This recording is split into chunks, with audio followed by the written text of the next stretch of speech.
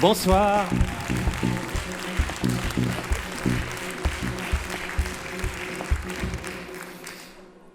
Alors, je suis vraiment heureux de vous retrouver en vrai, en chair et en os, enfin.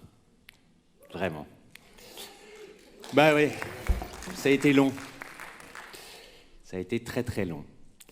Alors, bon, voilà, ça a été une période exceptionnelle.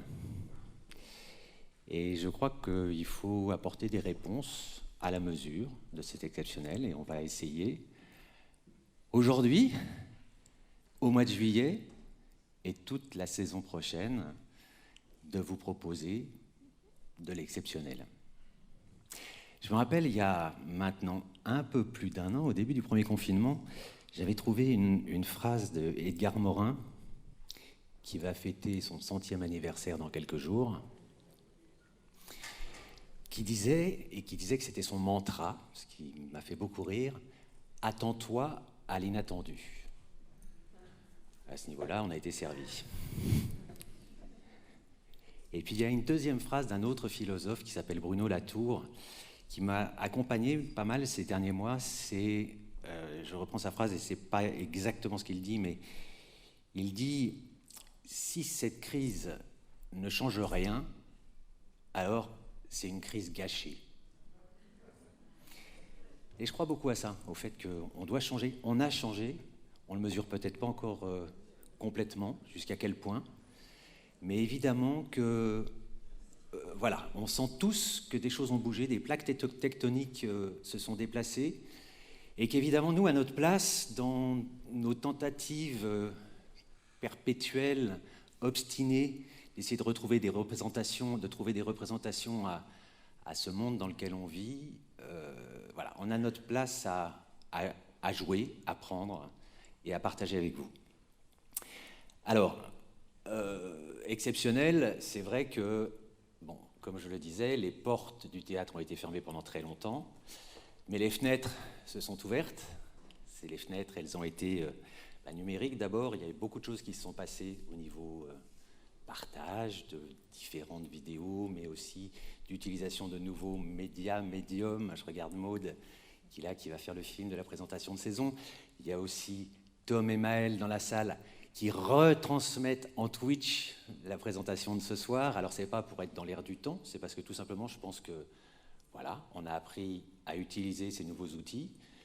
Et plutôt que de les subir, il faut essayer d'en faire quelque chose. Et si possible, si ça peut nous servir à élargir les gens qu'on peut toucher, eh bien, il ne faut pas s'en priver. Et entre autres, là, par exemple, cette saison, on vous a proposé un spectacle qui s'appelait « Là, tu me vois », point d'interrogation, qui était un spectacle qui avait été conçu pour Zoom, pour cette fameuse plateforme qu'on a tous utilisée tellement ces derniers mois.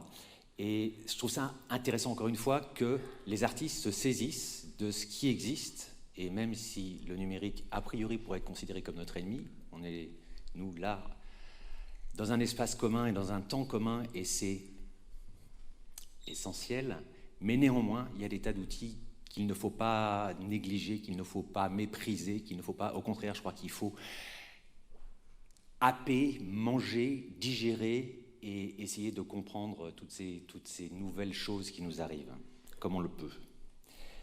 Alors bon, vous le savez, je vais aller très vite sur tout ce qui s'est passé depuis le mois d'octobre, qu'on a fermé. En fait, c'est resté ouvert pour les artistes, puisqu'on pouvait le faire. Tout ce qu'on pouvait faire depuis 8 mois, on l'a fait. À savoir, d'abord, accueillir les artistes qui ne pouvaient pas jouer, mais qui pouvaient répéter.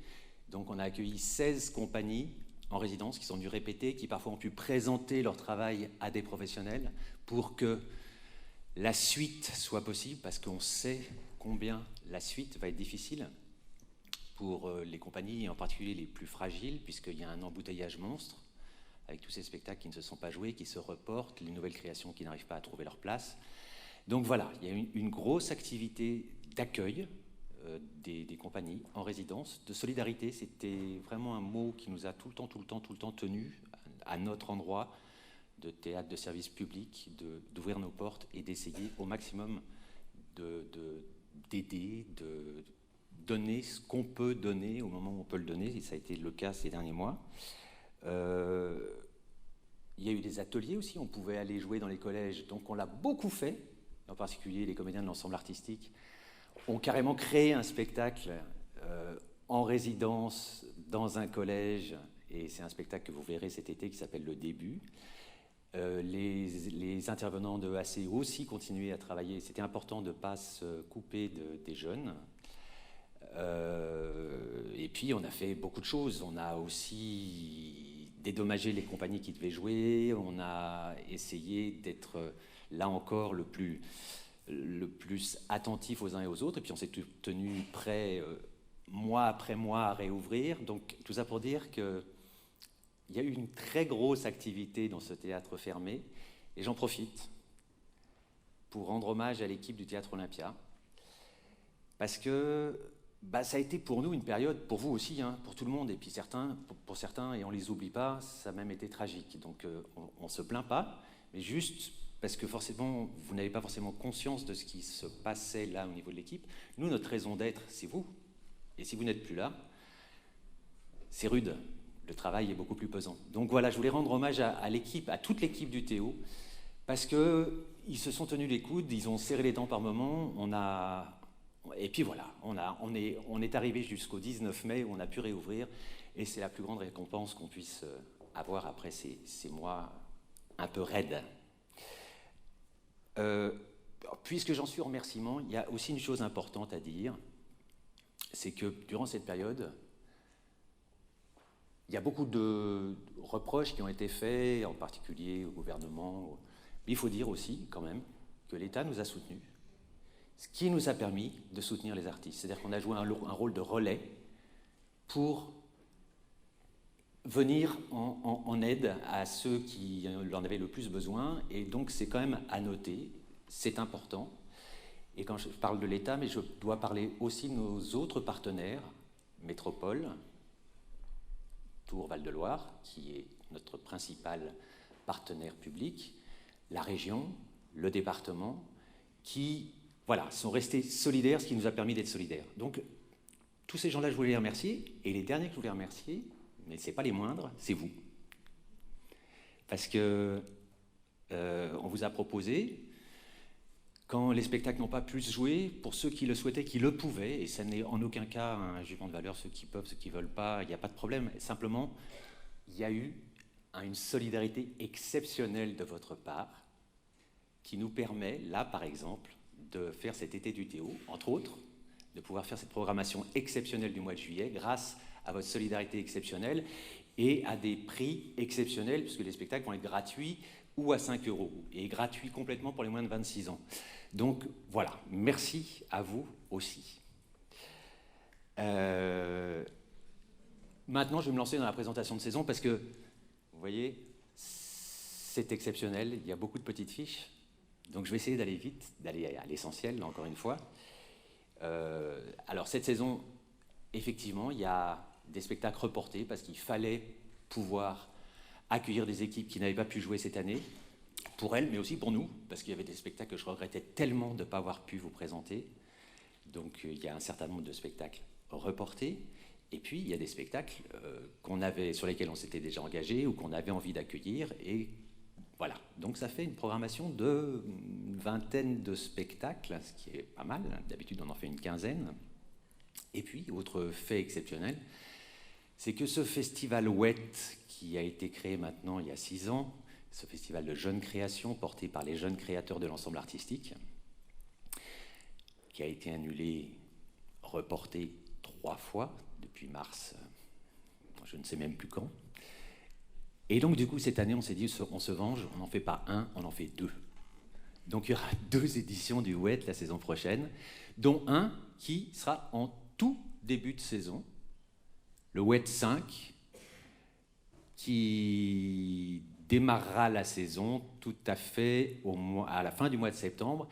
Et je vous laisse en images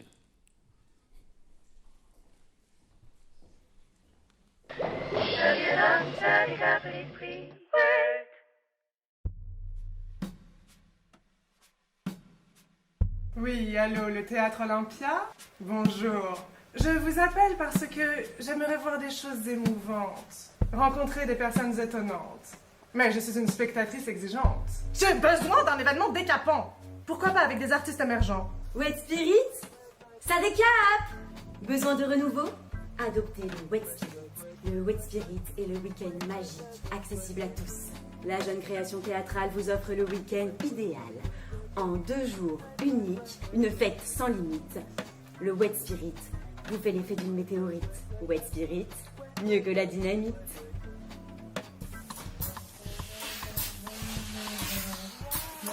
Oh, pardon, bonjour. Alors, avec le Wet Spirit, prenez le pli de la création théâtrale. Alors moi, ça m'a vraiment réveillé.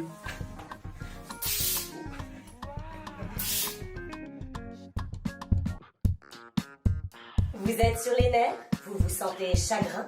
Un ras-le-bol du quotidien? Prenez le large avec Wet Spirit. Wet Spirit balaye tous vos soucis en un pchit. Alors, n'hésitez plus, appelez-nous au 02 47 64 50 50. 02 47 64 50 50. J'ai toujours eu un voile sombre devant mes yeux toute ma vie. Depuis que j'utilise Wet Spirit, je vois la vie en rose, j'ai le sourire du matin au soir, c'est génial.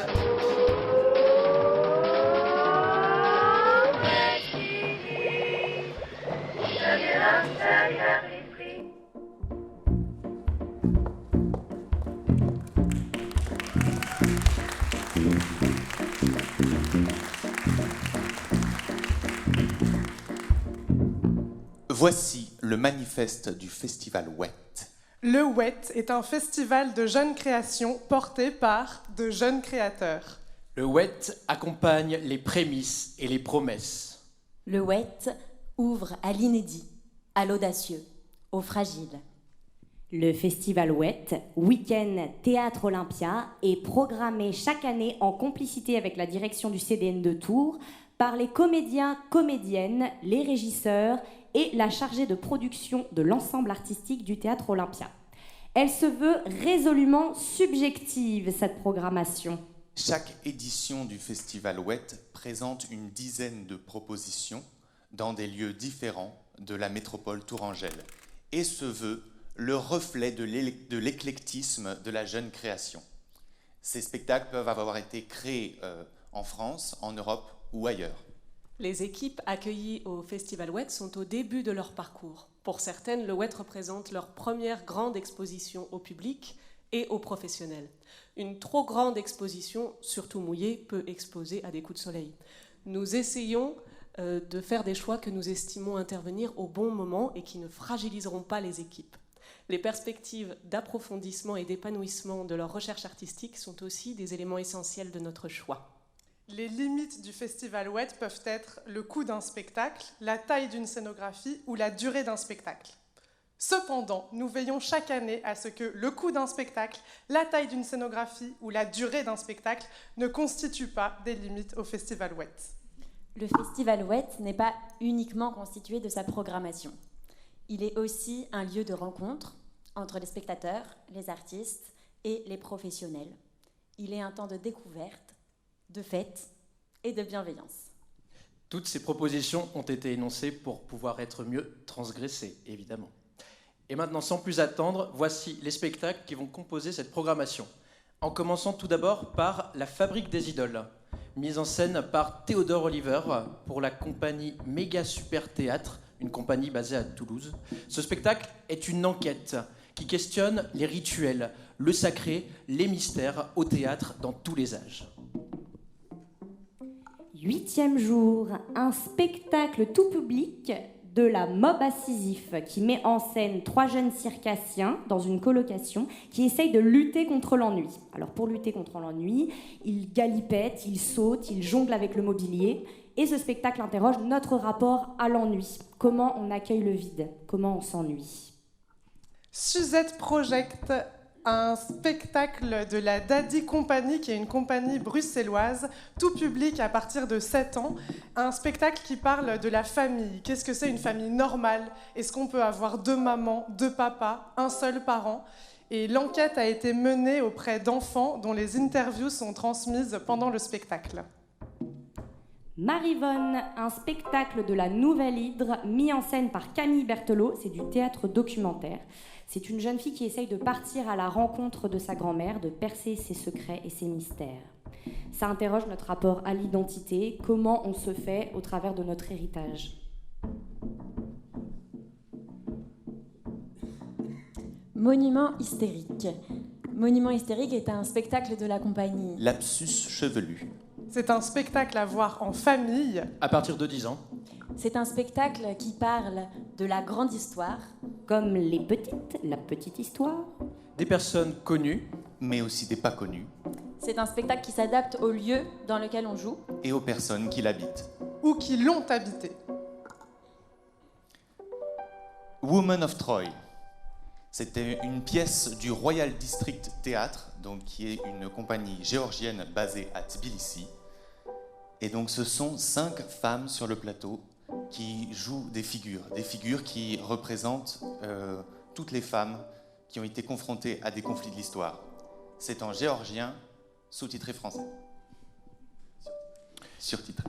Vie et mort d'un chien, traduit du danois par Niels Nielsen, mise en scène Jean Bechtweil pour la compagnie du 1er août. Suite au décès d'un des frères de la fratrie, une famille tente de se reconstruire petit à petit. C'est une épopée familiale chargée en émotions. Le gang de Marie Clavaguera Praxt, de la compagnie La Lanterne. Donc c'est un spectacle à travers lequel on assiste à l'ascension et à la chute d'un gang. Un gang très connu dans les années 80 à Paris pour leurs 27 braquages en plein jour. C'est le gang des postiches. Mama sono tanto felice, c'est un spectacle français de Anne Knosp et Raphaël Bokobza.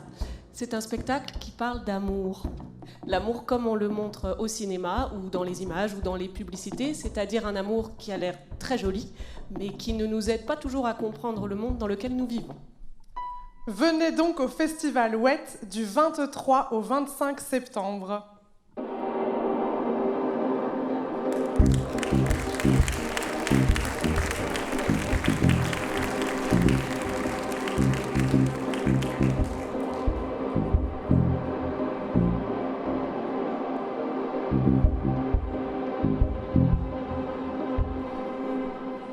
Eh oui, désinfection du micro.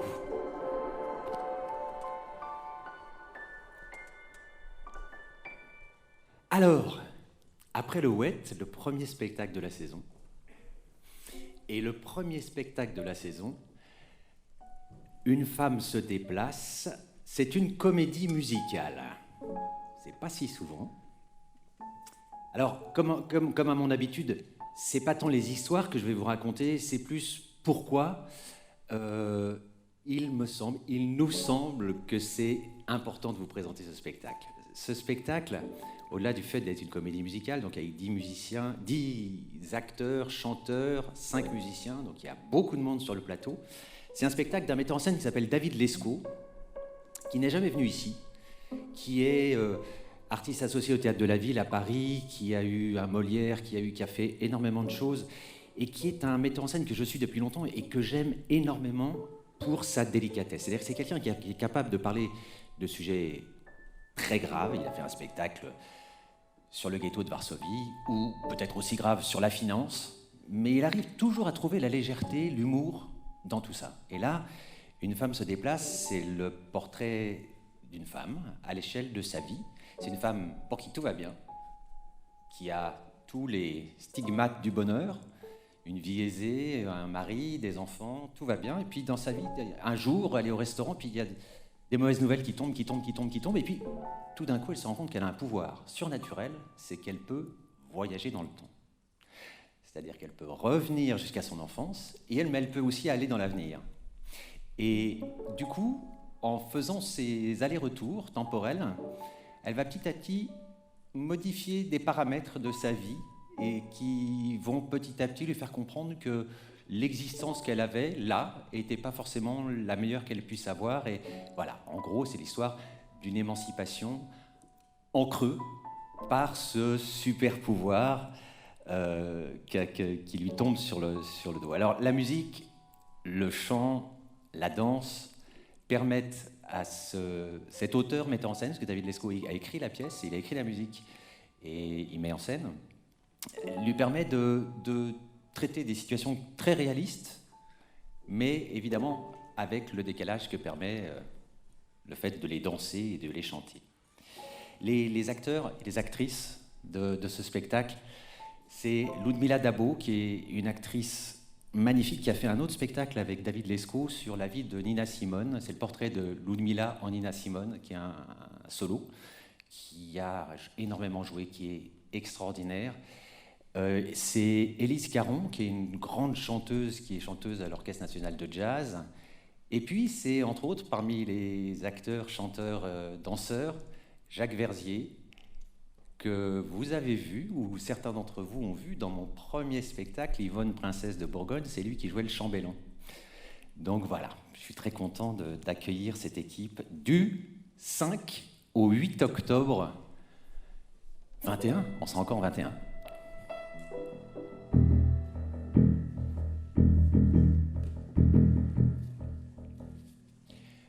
Bleu. Bleu, c'est un spectacle qu'on devait accueillir l'année dernière, qu'on n'a pas pu accueillir et qu'on tenait à accueillir. C'est un spectacle de Caroline Cauchy avec un texte de Clémence Veil. Et là encore, musique live, un musicien sur le plateau, Baptiste Breuil. Et alors là, c'est le portrait d'une femme, mais d'une femme, c'est un petit peu particulier, qui est une femme bouchère, mais qui va se servir du théâtre pour parler de ce que c'est que d'être femme en faisant un métier d'homme, et à travers la boucherie, vont se poser des questions fondamentales quant au patriarcat, quant au féminisme et quant à notre rapport aux animaux. Tout ça pouvant être lié, les animaux, on les aime et pourtant on les mange.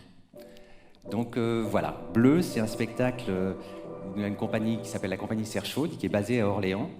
Et c'est un co-accueil avec le service culturel de l'université. C'est un spectacle qui se jouera à la salle Thélème du 20 au 22 octobre.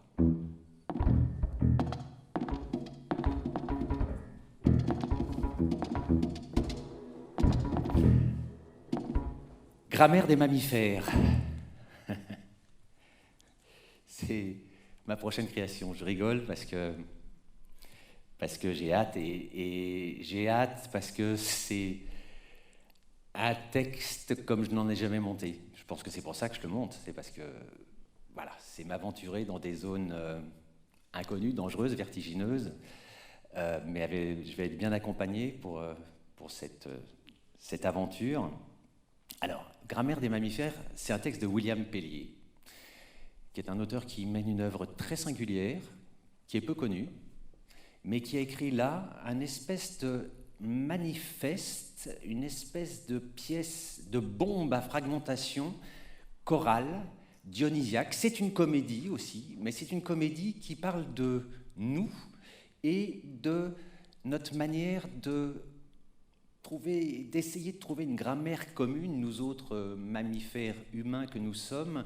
Et cette grammaire commune, elle passe par des représentations sociales, affectives, sexuelles. Donc c'est une suite, c'est un kaléidoscope de situations qui se font, défont à une vitesse vertigineuse. C'est un bombardement de mots perpétuel. C'est un spectacle qui fonctionne sur l'énergie, sur le fait de se lancer dans les choses. Et quand je dis se lancer dans les choses, c'est-à-dire que les personnages sont à peine construits, qui sont déjà déconstruits. Donc tout le temps, on voit l'acteur derrière le personnage. C'est ça qui m'intéresse beaucoup aussi. L'auteur dit que c'est un texte qu'il a écrit pour le cerveau droit, pour la partie du cerveau droit. Vous savez, on a une partie du cerveau gauche qui est la partie rationnelle, qui organise les choses dans un bon ordre et qui essaye de trouver des résolutions logiques. Et puis le cerveau droit, c'est celui qui appréhende les choses d'une manière beaucoup plus disons, atmosphérique. On a des ressentis et petit à petit, les choses s'organisent en fonction de ces ressentis. Et cette pièce, voilà, elle est étanche au cerveau gauche, et par contre, elle touche profondément ce cerveau qui est plus le cerveau des émotions et de l'imagination. Alors pour ce spectacle, je vais être accompagné de mon fidèle collaborateur, Vanessa Ekamfomala, qui n'est pas là ce soir, mais que vous reverrez donc la saison prochaine, qui est donc, vous le connaissez, dramaturge, brillant, et qui est aussi, parmi ses multiples talents, un grand chanteur, un grand mélomane, et donc il va travailler avec moi, évidemment, sur la dramaturgie, mais aussi avec l'équipe d'acteurs pour les faire chanter. Je ne sais pas quoi encore, mais on a 2 mois pour élaborer quelque chose, donc ça chantera. Et puis, j'avais envie que dans ce spectacle, ça danse aussi, hein, comme quoi, depuis le début de la saison, ça va beaucoup chanter, danser. Et pour le coup, j'ai demandé à Thomas Lebrun, qui est le directeur du centre chorégraphique de Tours, de m'accompagner, de travailler en complicité avec moi sur ce spectacle. Et je vais travailler avec une meute de jeunes acteurs. Je dis une meute à dessein parce que c'est un spectacle qui est mordant, il faut une énergie. C'est-à-dire que c'est un spectacle qui parle aussi de qu'est-ce qu'on fait quand on monte sur un plateau, comment on représente les choses. Alors, en l'occurrence, ça va être des tout jeunes acteurs, je vais vous dire qui ils vont être, pourquoi on monte sur un plateau, pourquoi on a besoin de représenter les choses, pourquoi on a besoin de se présenter devant un public et pour dire quoi surtout. Donc cette meute de jeunes acteurs, ça va être 3 comédiens que vous avez vus, Garance, Hugo, Tamara, qui font partie de l'ensemble artistique, et 5 nouveaux comédiennes et comédiens qu'on a recrutés il y a un peu plus d'1 mois, avec, c'est ça l'autre annonce, avec les 3 nouveaux artistes associés, que sont Camille Dagen, Emma Depoix et Eddie Daranjo, qu'on va accompagner pendant les 3 années qui viennent, à la fois sur leur production propre, mais aussi sur des productions qu'ils vont faire ensemble, et toujours dans ce souci que ça travaille le plus possible au sein de l'ensemble artistique, les uns avec les autres. Et Eddie Daranjo, qui est là ce soir, vous en dira quelques mots tout à l'heure. Les quelques acteurs que j'ai recrutés, je vais vous en présenter quelques-uns aussi, mais avant ça, Garance, Hugo, Tamara ont préparé un tout petit extrait, très court, de cette grammaire des mammifères, pour donner une petite idée. Ils ont commencé à le répéter à 14h, hein, donc on a 2 mois pour le répéter. On est d'accord, c'est pas le spectacle que vous allez voir, mais voilà, je vais leur demander de venir juste nous dire ces quelques mots.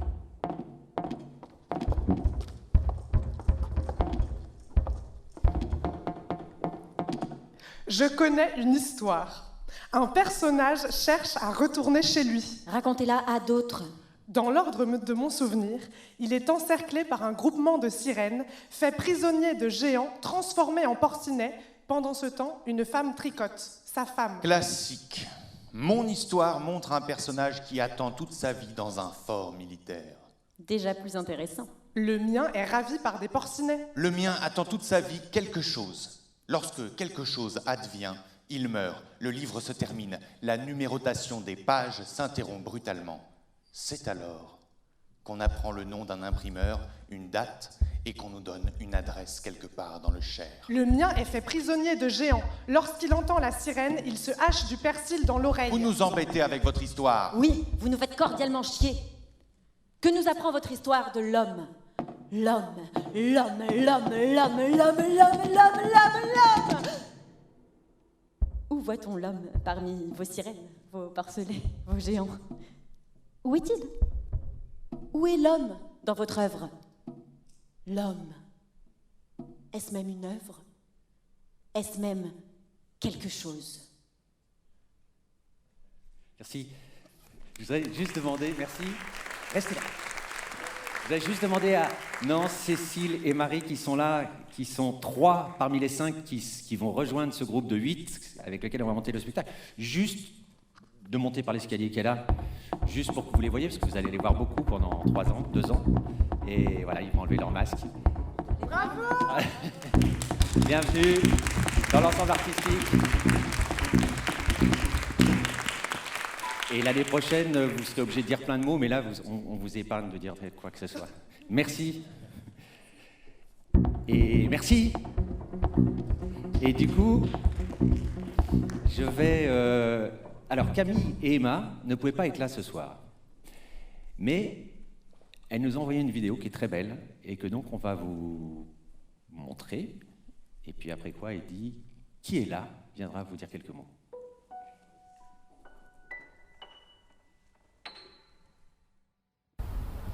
Bonjour, je m'appelle Camille, j'ai 28 ans.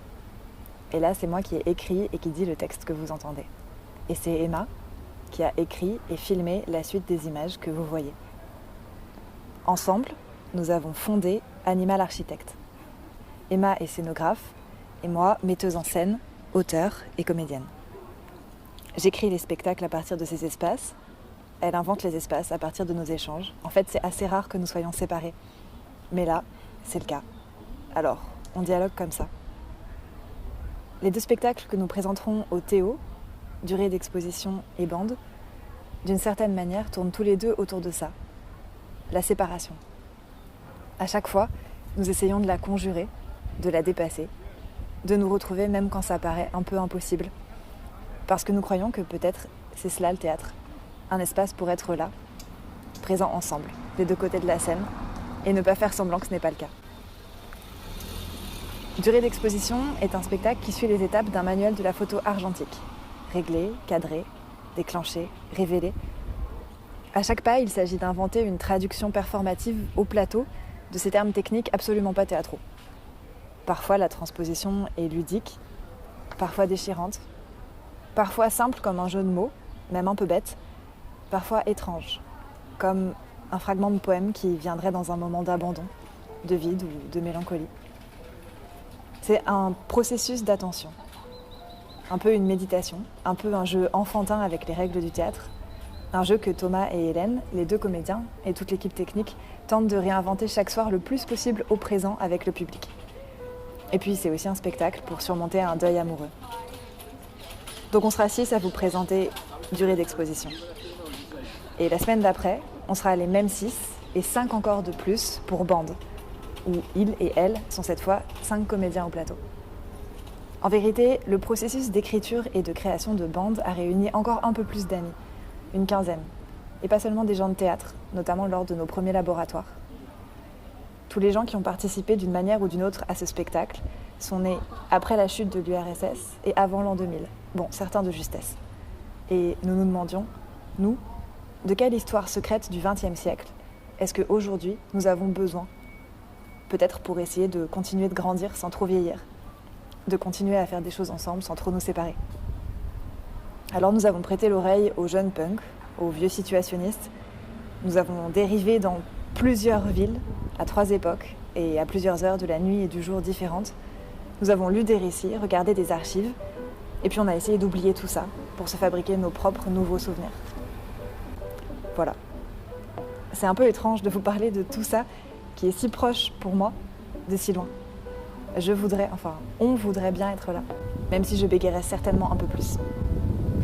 Parler à des gens d'un spectacle qu'ils n'ont pas encore vu, est-ce que c'est pas toujours un peu ça ? Dessiner juste quelques traces, quelques pistes, des fragments autour d'un manque, un trou, où chacun peut glisser ses propres images ou ses désirs. J'espère que bientôt, ce trou, on le remplira ensemble, vous et nous, en étant juste là, à faire ça, jouer. À bientôt.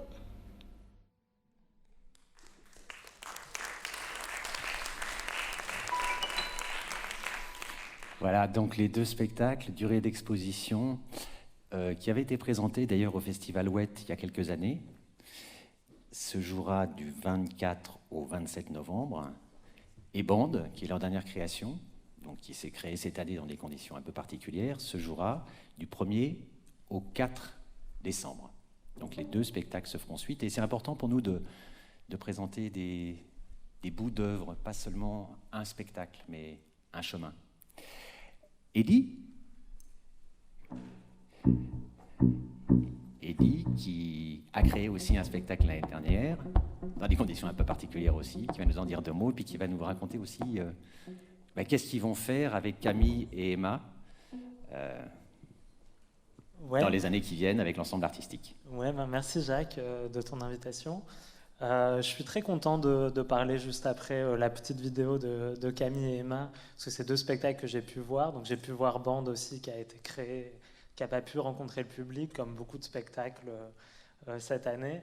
Et c'est des spectacles très très beaux que je vous invite vraiment à voir, parce qu'ils sont, peut-être vous l'avez senti, à la fois très poétiques, très philosophiques, attentifs comme ça à retenir un écho du passé, du XXe siècle, de l'histoire des avant-gardes, et qui en même temps, dans leur forme, sont très élémentaires, très simples, et on a l'impression, je crois, quand on voit les spectacles de Camille et Emma, de redécouvrir ce que c'est que d'être au théâtre, de redécouvrir à la fois le plaisir, la profondeur, le mystère de cet acte comme ça un peu bizarre, un peu comment dire, rudimentaire que l'on fait.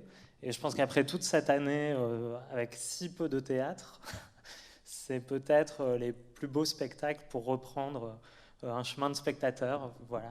Donc, comme elles ne sont pas là, je fais un peu le travail à leur place de vous inviter à venir découvrir leur spectacle. Mais non, mais tu as raison, je partage complètement tout ce que tu as dit. Bon, je suis très très heureux en tout cas d'être associé avec elle ici pour les 2 années qui viennent.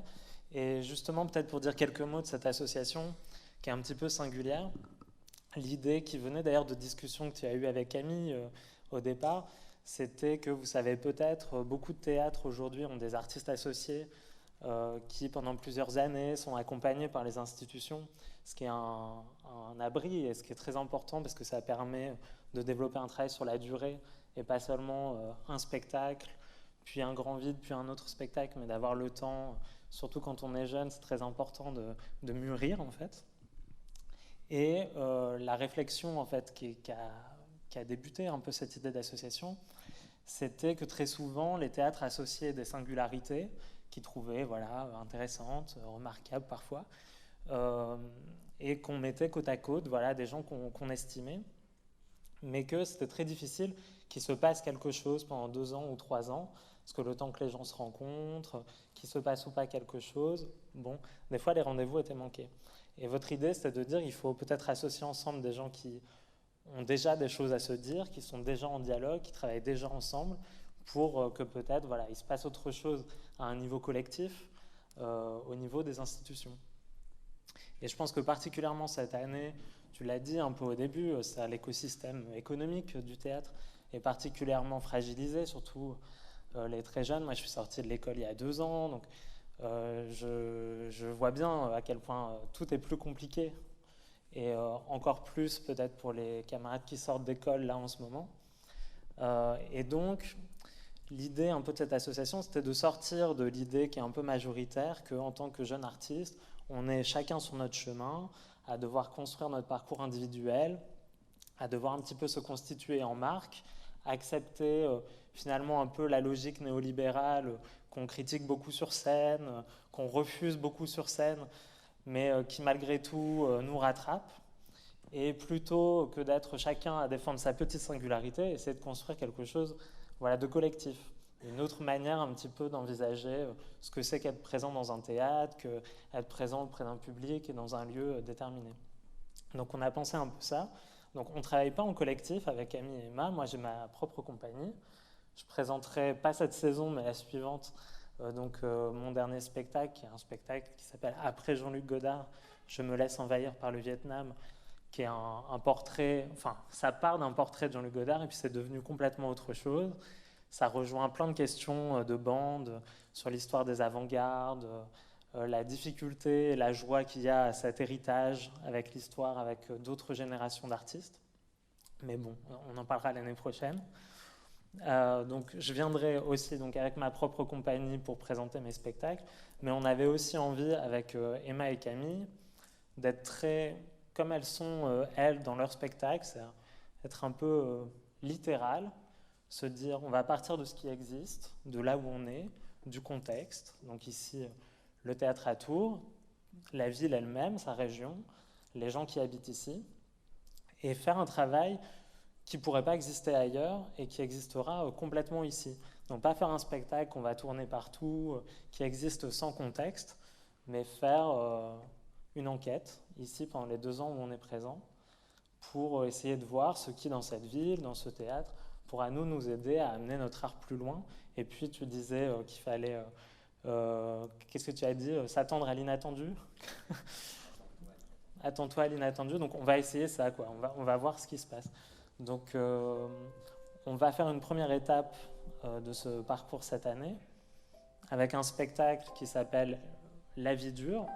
Le premier titre, c'était Archives du présent. On va voir quel sera le titre final. C'est La vie dure, D-U-R-E, D-L dure. Voilà, avec un subtil jeu de mots sur le temps et aussi sur le malheur, finalement. Voilà. Donc c'est un spectacle qu'on va créer à la toute fin de l'année, au mois de juin. Donc il y a un spectacle en écriture commune entre nos 2 compagnies, entre Animal Architect et ma compagnie, et dont le point de départ, donc c'est un spectacle qu'on va faire aussi, ça c'est très important, avec l'ensemble artistique du Théo, donc les jeunes comédiens du JTRC, Jeune Théâtre Région Centre, et aussi les jeunes régisseurs du JTRC. Et il a changé de production, sûrement. Sans doute. Enfin, donc tout le monde, donc toute la maison est dans le bateau avec nous. Et le point de départ, en fait, on s'est demandé, c'est quoi les questions qui sont dans tous nos travaux, quoi, dans les travaux des filles, dans les miens. Et il y avait cette question de l'histoire, cette question de la mémoire, et puis aussi une manière un peu particulière de faire du théâtre qui s'appuie sur la littérature, mais aussi sur l'histoire des arts plastiques, sur le cinéma, sur la photographie, enfin qui essaie de mélanger un peu les héritages. Donc on est parti de tout ça, et puis on a créé ensemble quelques petites règles, ce qu'on appelle l'écriture en protocole. Donc c'est des petites règles de jeu très simples qui visent à se demander comment on peut faire un théâtre démocratique, si on veut. C'est un théâtre dont chacun puisse s'emparer pour raconter sa sensibilité. Donc j'en dis pas trop, mais le principe, c'est qu'on va travailler avec des enfants de Tours de 7 ans et puis des personnes de plus de 70 ans qu'on va leur proposer, on va les inviter dans notre petit jeu. On va aussi les filmer, on va faire des portraits, on va essayer de recueillir la mémoire des gens, ce qu'ils ont oublié, ce qu'ils ont retenu, ce qu'ils ont envie de dire. Et puis avec les comédiens de l'ensemble artistique, on va ensuite en faire un spectacle. Et la spécificité, c'est que ça va être un spectacle qui va être en itinérance, qu'on va essayer de jouer dans le plus de lieux publics possible dans la région, peut-être dans des mairies, peut-être sur des places de village, peut-être dans des salles des fêtes, dans des écoles, enfin... Donc c'est un spectacle qui a une simplicité comme ça. Et donc on essaye, je disais ça à Jacques l'autre jour, peut-être ça vous donnera un peu une idée, de faire tenir ensemble une certaine histoire du théâtre expérimental et une certaine histoire du théâtre populaire. Et plutôt que d'opposer ces 2 choses-là, ouais, de les réunir. Donc c'est la tentative pour les 2 ans qui viennent. Ouais. Je sais, j'étais un peu long, mais j'ai essayé d'être clair. Bah ouais, mais c'est important de... Merci Eddy, merci. Ah, faut que tu rendes ton micro à Étienne, parce qu'il va en avoir besoin, il faut qu'il le désinfecte, tout ça.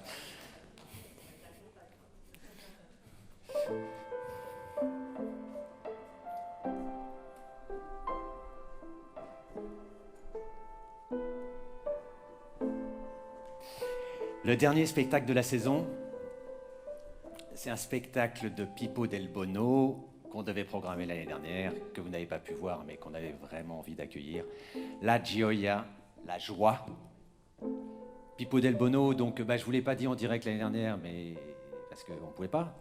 Mais Pippo Del Bono, c'est un grand artiste, plus que metteur en scène, parce que c'est quelqu'un qui construit des spectacles, qui les écrit avec ses acteurs, avec sa bande d'acteurs, avec qui il travaille depuis, pour certains, des années et des années.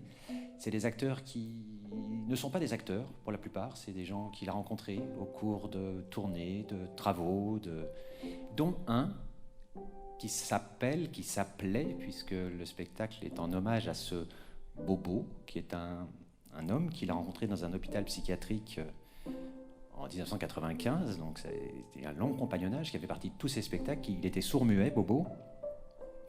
Et quand Bobo a disparu, il a voulu faire un spectacle en son hommage et il l'a appelé La Joie. Et ce spectacle, en fait, c'est tout ce chemin de vie, de douleur, d'angoisse, de très grande peine qu'il faut traverser et avec lequel il faut se débattre et jouer avec de la couleur et des costumes et du théâtre, et ce qui n'empêche pas la mélancolie, mais qui, in fine, doit nous amener vers la joie. Ce qui est une belle manière de terminer cette année 2021, qui en a besoin de la joie.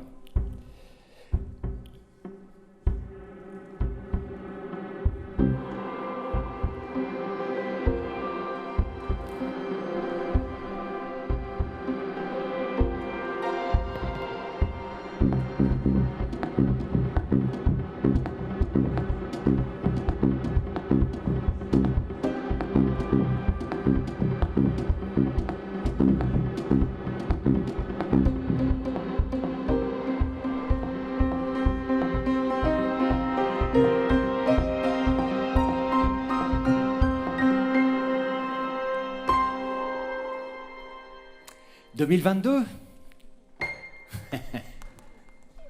Merci Mathieu.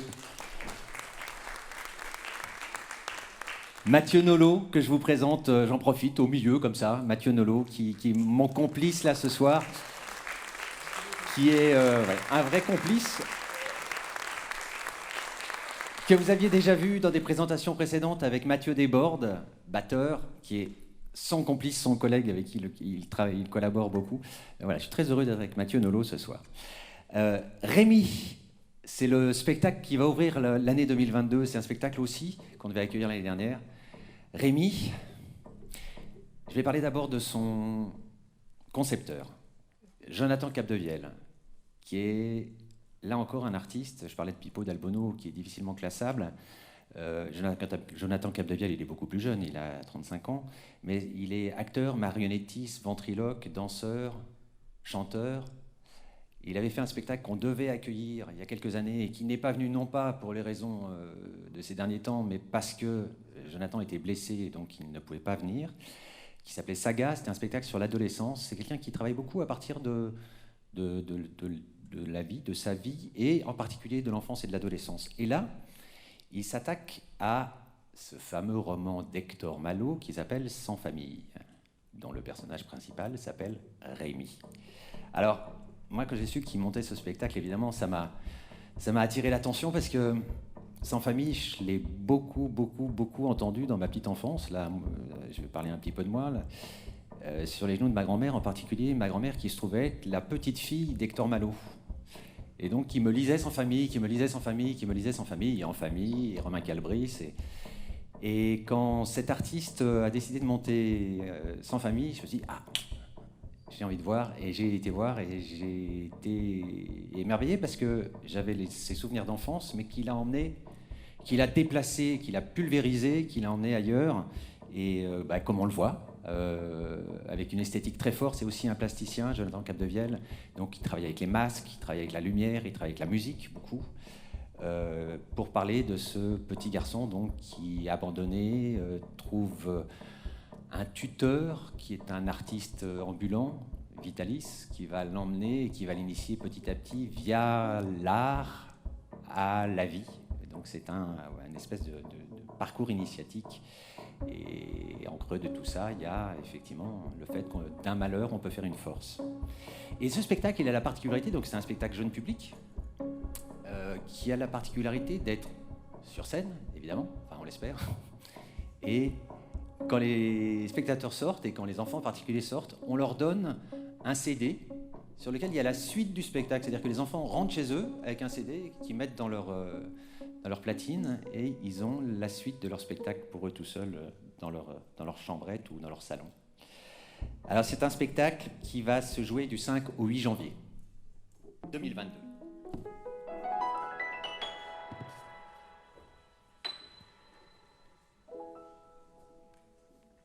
Héritier.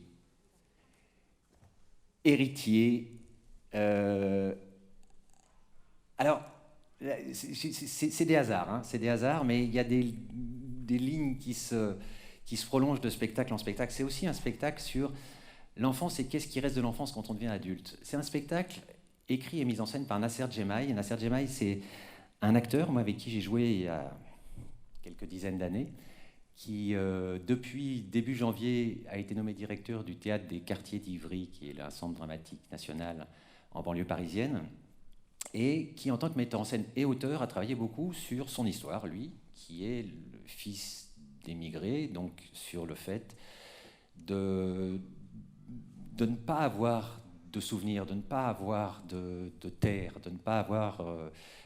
son passé, d'une certaine manière, est une ruine, quelque chose qu'il est obligé d'imaginer, mais qu'il n'a jamais vraiment connu. Et là, il a écrit une pièce sur des gens qu'il a croisés dans son enfance, qui sont d'un autre monde, c'est-à-dire c'est des gens qui ont une maison familiale, signe aussi d'un certain accomplissement social, mais dont il se rend compte que ça ne règle pas tous les problèmes, loin de là, et que sous ces apparences, apparemment, tout ce dont il aurait pu rêver, lui, se cache aussi des failles, des difficultés, des dénis de réalité. Et donc il a écrit une espèce de... on le voit, derrière moi, vous voyez les images, on n'est pas vraiment dans le réalisme, il part de cette situation, de cette maison de famille, de ces relations familiales, et puis il bascule dans le fantastique. Voilà, et c'est un spectacle qu'on va accueillir du 12 au 14 janvier.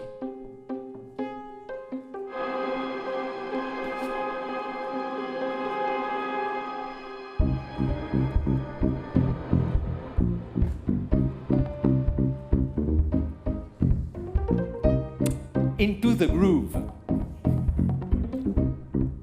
Mathieu se déchaîne.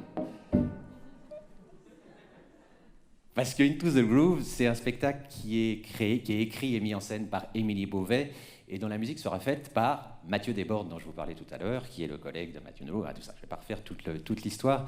Into the Groove, en fait, c'est un spectacle qui arrive là, dans la programmation, après des années de compagnonnage, je dirais, avec Émilie, Mathieu. Quand je suis arrivé à Tours, il y a 7 ans, ils m'ont invité pour voir un petit spectacle à la Morinerie, dans leur studio, où ils jouent de la batterie. C'est un spectacle qui s'appelait L'Effet de Sol, qui était un spectacle sur un pilote automobile de Formule 1 des années 80, Gilles Villeneuve. Après, qu'est-ce que je vais voir? Et puis, c'était un petit bijou avec Mathieu à la batterie et Émilie au jeu. Et ce spectacle, du coup, il a été programmé au premier WET. Et puis voilà, le temps a passé, on a continué à se voir, et puis Émilie me disait qu'elle écrivait quelque chose, et puis un jour elle m'a dit est-ce que je peux te l'envoyer, et puis j'ai commencé à le lire, et puis il y a une deuxième version, une troisième, une quatrième, une cinquième version de cette histoire, Into the Groove, qui est encore une histoire de famille, une histoire d'une fratrie, un frère et ses 2 sœurs, qui se retrouvent dans une maison au bord de la mer, à la suite du décès du père, et... ces 3 jours qui vont passer ensemble vont, sans mauvais jeu de mots, faire sortir les cadavres des placards. Et c'est une écriture magnifique. Émilie dit qu'elle a essayé d'écrire à la crête des mots. Alors c'est une expression duracienne de Marguerite Duras, mais c'est-à-dire que voilà, elle essaye d'être à la fois sur des choses très profondes, mais en restant toujours dans une légèreté qui permet de les entendre. Et pourquoi ça s'appelle Into the Groove? Parce que en toile de fond de cette histoire et de ce que partage cette fratrie, il y a le personnage de Madonna qui, dans les adolescences de ces personnages, a été très importante comme un symbole de l'émancipation, d'une liberté qui arrivait, d'une femme qui explosait sur la scène musicale. Et en même temps, c'est une génération qui a été fauchée par le sida, dont beaucoup d'idéaux ont été, disons, écrétés, puisque je parlais de la crête des mots de l'écriture d'Émilie. Donc voilà, il y a cette ombre du personnage de Madonna, qui n'est pas une ombre sinistre du tout, hein, et pour preuve, le spectacle se prolongera, quand ils joueront ici, d'un bal Madonna que Mathieu organisera, orchestrera, et je souris parce que je sais de quoi il est capable et je pense qu'on va se régaler. Voilà. Et donc ça sera du 18 au 21 janvier.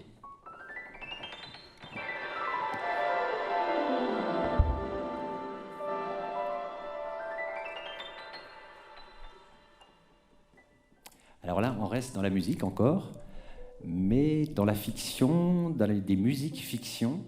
Alors, qu'est-ce que c'est, ces musiques fiction? Eh bien, c'est quelque chose qui n'existe pas.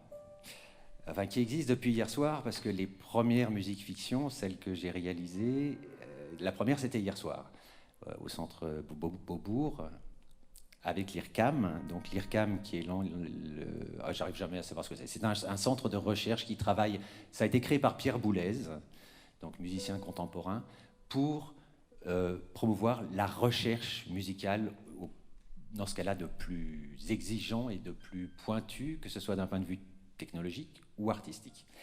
Alors, ces musiques fiction, c'est une collection de 6 épisodes qui réunit un texte contemporain, une création musicale et le savoir-faire technologique de l'IRCAM. Et le savoir-faire technologique de l'IRCAM, en l'occurrence, c'est ce que vous voyez là. Alors, c'est dans le noir, donc on voit surtout la lumière qui l'éclaire, mais en fait c'est un dôme, ce qui s'appelle un dôme ambisonique, qu'on va mettre là sur le plateau. La salle sera coupée, il n'y aura personne dans la salle. Il y aura au centre de ce dôme une quarantaine de spectateurs. Sur ce dôme sont installés 64 haut-parleurs, pilotés par des logiciels et des algorithmes dont l'IRCAM a le secret, justement. Et au cœur de ce dôme vont se raconter des histoires. Alors, hier soir, en écoutant, parce qu'il y a plusieurs musiques fiction, comme je vous disais, il y a 6 épisodes différents, mais par moments, on a l'impression d'être avec un conteur au coin du feu. Par moments, on a l'impression d'être dans un opéra du 22e siècle. On ne sait pas très bien où on est, et c'est ça qui est passionnant, c'est que le fait de travailler dans cet outil, ce nouveau médium, je parlais des médiums dont il faut s'emparer là, par les temps qui courent, là, ce médium, ça oblige à développer d'autres imaginaires pour nous, créateurs, et d'autres perceptions, d'autres neurones, d'autres sensibilités pour les gens qui reçoivent ces fictions. Alors, le principe, il est que à chaque fois, c'est une autrice, c'est 6 autrices, c'est un choix délibéré. Les autrices sont Maëlys de Kerangal, Marine Ndiaye, Annie Ernaux, Lydie Salver, Céline Minard et Anya Eiling, dont les textes ont été confiés à des metteurs en scène. Donc j'en ai fait une sur Naissance d'un pont de Maëlys de Kerangal, c'est-à-dire que j'ai fait une adaptation de ce roman que j'ai travaillé avec des acteurs et avec des très grands acteurs. Et après quoi, j'ai travaillé en collaboration avec un musicien contemporain. Là, en l'occurrence, c'est un musicien qui a 35 ans, qui est italien, qui s'appelle Daniele Ghizzi, qui lui a composé, mais alors ça n'a rien à voir avec la radio, c'est pas les fictions de France Culture, ça n'a rien de réaliste, c'est-à-dire qu'il a composé une œuvre musicale à partir de ses voix, à partir de ses histoires, de cette histoire en l'occurrence. Et je parlais de David Lescaut tout à l'heure, j'ai entendu la musique fiction qu'il a fait. Lui, il a fait une adaptation d'un texte de Marine Ndiaye avec un compositeur qui s'appelle Gérard Pesson. Donc c'est ça qui est passionnant aussi, c'est que entre les univers littéraires, les univers musicaux, on se retrouve dans le même dôme, mais on est dans des mondes totalement différents. Alors ça va être une programmation très particulière parce que c'est une programmation, c'est aussi du cinéma THX, mais sans acteurs, sans images. Mais ça fonctionne comme au cinéma. Donc, comme au studio, on va vous proposer des séances où à 18h, vous pourrez voir Naissance d'un pont. À 20h, vous pourrez voir Un pas de chat sauvage de Marine Ndiaye. À 22h, une autre chose. Et puis, on changera la programmation de jour en jour pour ceux qui souhaiteraient les voir toutes, ce que je vous recommande, parce que, comme je vous dis, c'est un voyage d'une série à une autre. Voilà. Et ça sera donc sur 3 semaines, du 28 janvier, c'est pour 3 semaines parce que 45 spectateurs c'est pas beaucoup, donc ça va tourner là, du 28 janvier au 18 février.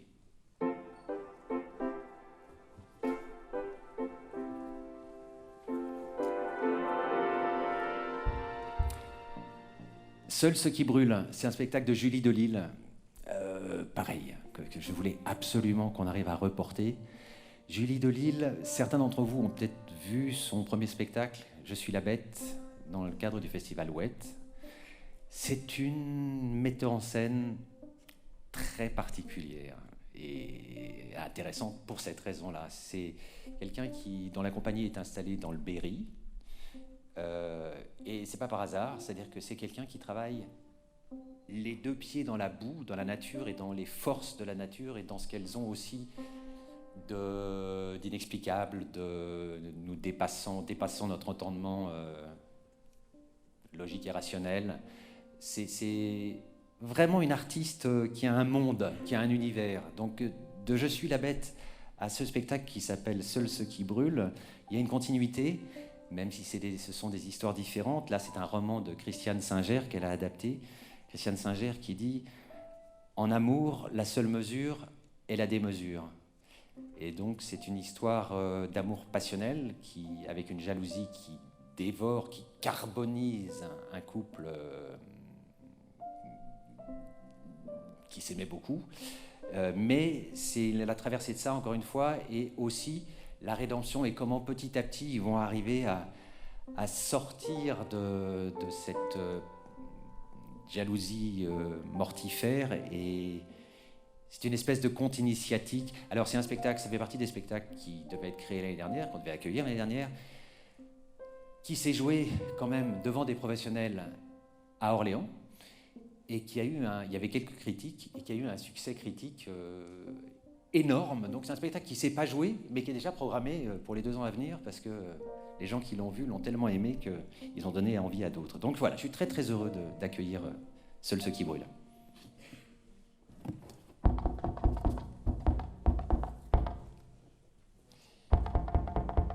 Changement d'axe.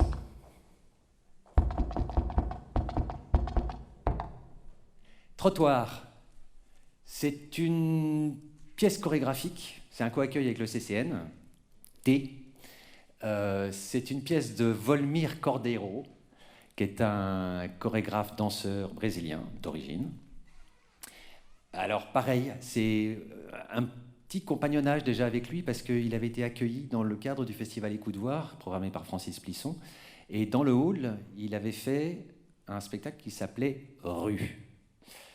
RUE, où il était seul, il dansait avec Washington Timbo, qui est musicien. Et là, on passe de la rue au trottoir. Alors, son idée de rue, de trottoir, c'est que c'est des endroits de passage. Le trottoir étant un petit peu plus étroit que la rue, mais ce qu'il creuse à travers ces spectacles chorégraphiques, c'est le fait qu'on est sur des chemins, on est parfois dans des impasses et qu'il faut trouver le moyen d'en sortir, et qu'il faut célébrer les circulations, les transformations, les mutations, les masques, enlever les masques, remettre les masques comme une forme de seul moyen d'échapper aux injonctions de l'époque et comme une forme d'épanouissement personnel et collectif. Donc voilà, tout ça est dans une ivresse carnavalesque et joyeuse. Trottoir, ça se jouera les 3 et 4 mars.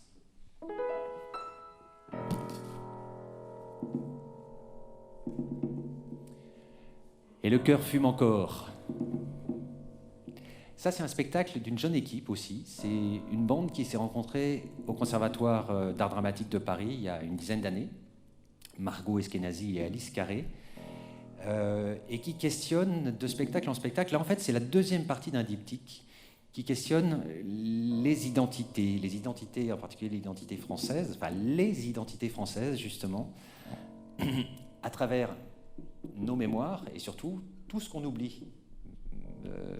Eddy y faisait allusion tout à l'heure, la mémoire est faite de trous, et c'est dans ces trous qu'il creuse, et là en l'occurrence c'est un spectacle qui creuse dans le trou de la guerre d'Algérie, et les trous qui ont des impacts sur la 2e ou 3e génération de fils d'émigrés, harkis. Et alors la particularité de ce travail, c'est que c'est des gens qui travaillent à la fois dans un axe documentaire, C'est-à-dire que c'est à base de témoignages. Ils travaillent à partir de témoignages de gens qui ont été interrogés, d'archives historiques, mais aussi en mélangeant des poètes, donc vraiment une branche littéraire. Il y a des bouts de Kateb Yassine, d'Édouard Glissant, Jérôme Lindon. Et donc c'est une écriture polyphonique qui fait cohabiter des militants du FLN, des fils de Harki, des militaires qui ont rejoint l'OS, et tout ça via une génération de maintenant, 2021, et qui essaie de reconstituer des bouts d'histoire qui leur manquent. C'est un spectacle qui s'est joué à Avignon, alors quand il y avait encore Avignon, c'était il y a quelques années, et c'est un spectacle alors que moi j'ai pas pu voir, j'en parle parce qu'on me l'a raconté, mais il y a de temps en temps comme ça des spectacles à Avignon qui fédèrent tout le monde, et c'était un des spectacles qui était plein à craquer et qu'on n'arrivait pas à voir.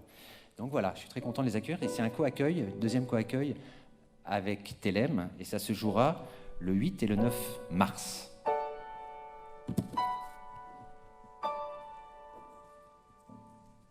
Ça va ? Ça va, je vous saoule pas ? Je fais pas trop vite ou trop lentement ou... Vous êtes encore là ?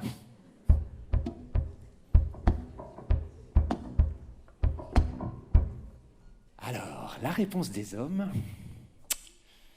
c'est un spectacle qui est écrit et mis en scène par une jeune femme qui s'appelle Tiffaine Raffier. Tiffaine Raffier, vous l'avez vu, peut-être, si vous avez eu la chance de voir le seul spectacle de la saison dernière, enfin en tout cas du début de saison dernière, qui était Les Serpents, qui est la pièce de Marine Diaye que j'ai mis en scène. Et Tiffaine jouait une des trois femmes, la plus jeune des trois. Et c'est aussi une metteur en scène qui avait ce spectacle qu'elle devait créer au Festival d'Avignon l'année dernière, qu'elle a créé, moi je l'ai vu à Lille, mais donc pour une salle de professionnels au mois de décembre dernier, et j'ai été épaté par la qualité de ce spectacle. C'est une comédienne qui fait partie de la bande de Julien Gosselin, avec qui travaille Eddy, dont vous avez pu voir, encore une fois certains d'entre vous, Les Particules élémentaires il y a quelques années. Là, elle s'est attaquée à un sujet très ambitieux, mais avec tellement d'intelligence et de sensibilité que c'est devenu un chef-d'œuvre. Elle s'est attaquée à ce qu'on appelle les œuvres de miséricorde. Les œuvres de miséricorde, c'est des injonctions de l'Église aux chrétiens. Il y en a 15, mais qui sont en fait comme des titres, quelques mots qui disent, par exemple, « Donner à manger aux affamés », « Donner à boire aux assoiffés »,« Vêtir ceux qui sont nus »,« Accueillir les étrangers ». Et elle s'est dit, bon, je vais m'emparer de ça. Elle avait vu le décalogue de Christophe Kieslowski, qui aussi déclinait par chapitre des chapitres des évangiles. Et elle s'est dit, mais qu'est-ce que ça me dit à moi, qui ne suis pas particulièrement croyante ? À quoi ça me renvoie ? À quoi ça me renvoie dans ma position dans ce monde, ma position morale, ma position éthique par rapport à ces injonctions qui ont quelque chose à la fois d'archaïque, mais qui rejoignent aussi des préoccupations qui sont les miennes ici, maintenant, et des petits arrangements avec toutes ces questions.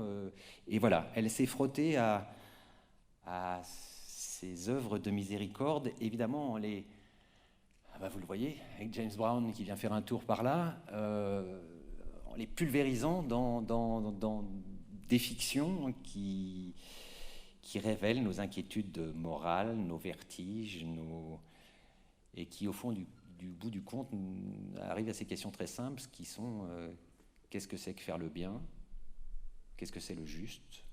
Bon, qui sont des questions abyssales, mais qui peuvent être traitées avec légèreté et fougue. Et c'est vraiment un grand spectacle que je vous recommande très vivement, comme tous les autres, hein, mais c'est du 16 au 19 mars.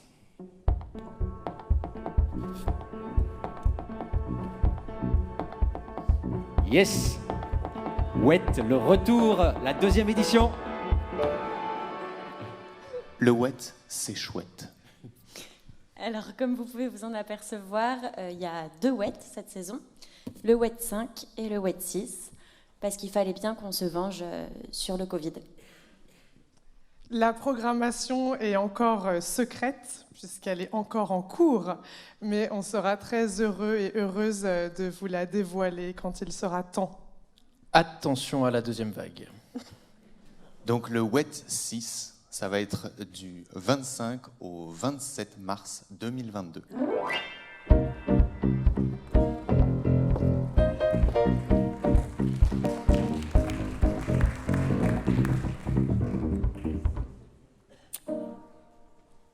C'est important hein, de faire ces WET, je le redis, mais par rapport aux jeunes équipes, on a vraiment une responsabilité, c'est pour ça qu'on a décidé d'en faire 2, pour ne pas laisser tomber les gens qui avaient été programmés, et pour pouvoir aussi aider les gens qui ont des spectacles qui sont prêts et qui ont besoin d'être vus par le public et par des professionnels.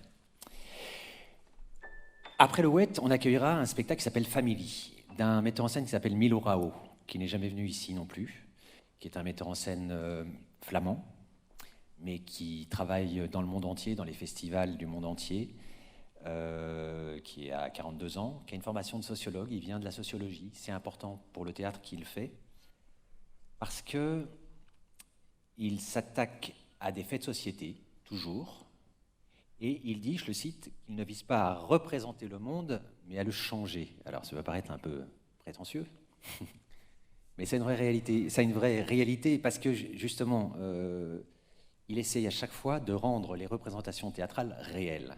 Et en l'occurrence, il travaille très souvent avec des acteurs qui ne sont pas des acteurs. Alors, pour vous donner des exemples, il a fait un spectacle sur le Rwanda, sur le génocide du Rwanda. Il a fait un spectacle sur l'affaire du Trou aussi. Et par exemple, ce spectacle sur l'affaire du Trou, il l'a fait jouer par des enfants. Ce n'étaient que des enfants qui rejouaient le procès de Dutroux. Et c'était extrêmement troublant, intéressant, dérangeant. Voilà. Et là, cette fois-ci, non moins dérangeant, il s'attaque à un fait divers qui a eu lieu en 2007 dans le Pas-de-Calais, où on a retrouvé dans une maison où apparemment tout allait bien, il n'y avait pas de problème majeur, les gens s'entendaient bien, il n'y avait pas de problème psychiatrique particulièrement, et on a retrouvé dans cette maison les 4 membres de la famille, les 2 parents et les 2 enfants, pendus, sans aucune explication, sans aucune raison.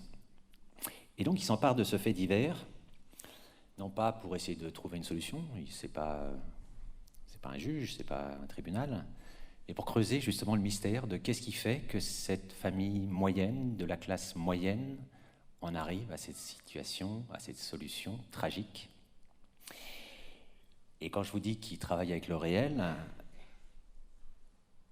il a demandé à une famille d'acteurs, c'est-à-dire le père, la mère et leurs 2 filles, de jouer ce spectacle.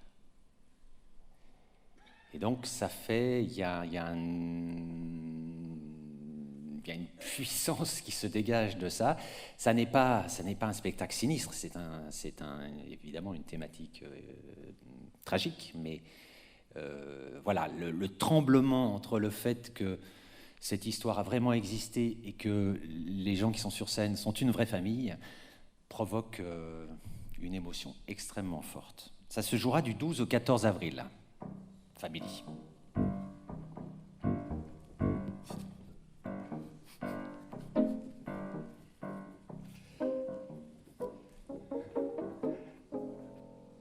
Pourquoi Carmen?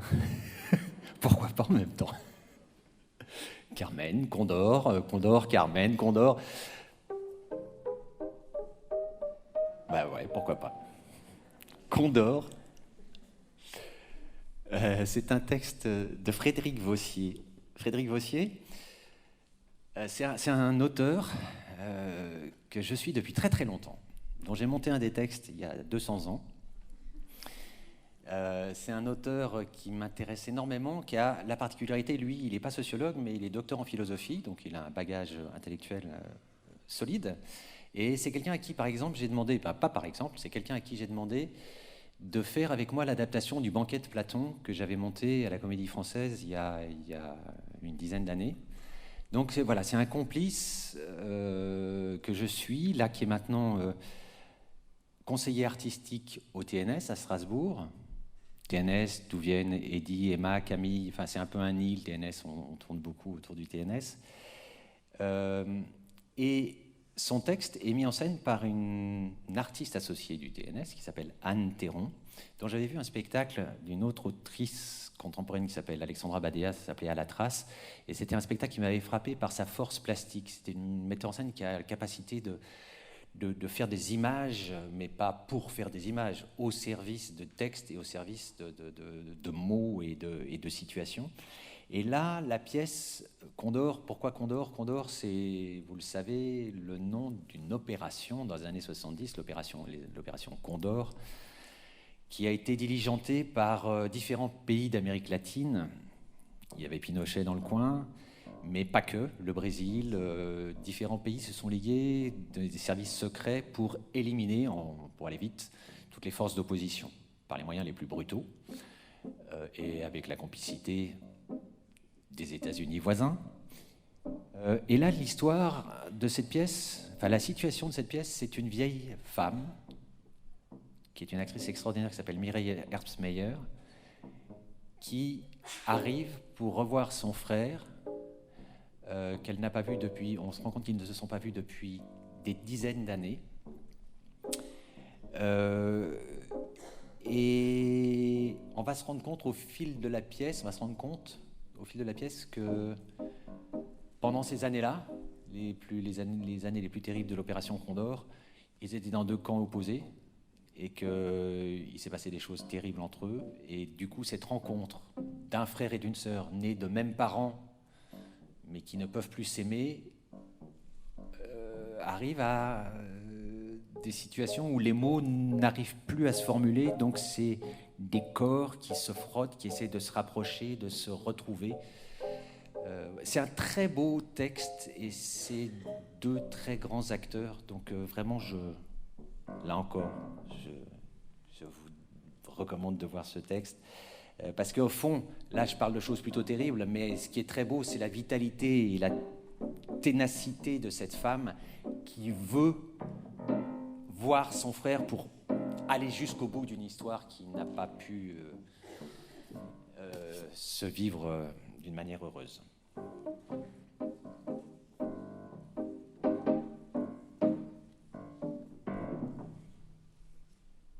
A Bright Room Called Day. Condor, c'était un spectacle qu'on devait accueillir aussi l'année dernière. Bright Room, pareil.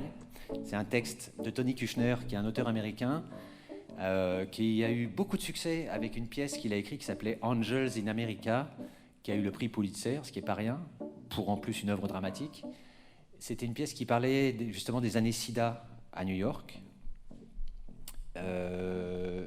et qui s'attaque du coup lui aussi à des faits de société ou des faits politiques. Là, en l'occurrence, c'est plus politique, et c'est mis en scène par Catherine Marnas, qui est la directrice du Théâtre National de Bordeaux-Aquitaine, qui a aussi, elle, des préoccupations politiques dans son travail artistique, qui avait présenté un spectacle sur Pasolini il y a quelques années ici. Et là, Tony Kushner s'attaque travaille sur des glissements temporels entre la figure d'Hitler et la figure de Donald Trump. Alors Donald Trump, bien heureusement, c'est un petit peu éloigné, mais au-delà de ça, c'est anecdotique. En fait, ça se passe dans un milieu artistique, intellectuel, avisé, éclairé, qui ne croit pas au fait que des figures comme celle-là puissent émerger dans nos démocraties. Et néanmoins, ça arrive. Donc voilà, c'est une pièce sur ces glissements imperceptibles qui font que des valeurs inadmissibles, petit à petit, prennent le dessus et gouvernent notre monde. Ce spectacle se jouera du 3 au 6 mai.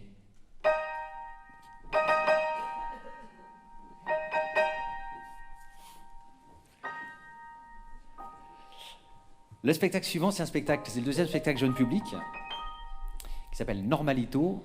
Pauline Salle. Pauline Salle, c'est une autrice qui a dirigé pendant 10 ans un centre dramatique à Vire, qui a été Alors, le centre dramatique de Tours est maintenant identifié comme un pôle de jeune création, et le centre dramatique de Vire était identifié du temps de Pauline Salle et Vincent Garanger, qui était son co-directeur, comme un endroit de théâtre pour l'adolescence. Ils ont fait un festival pour les adolescents, donc, et Pauline, en tant qu'autrice, a beaucoup travaillé la question de l'enfance, de l'adolescence. Et là, en l'occurrence, Normalito, en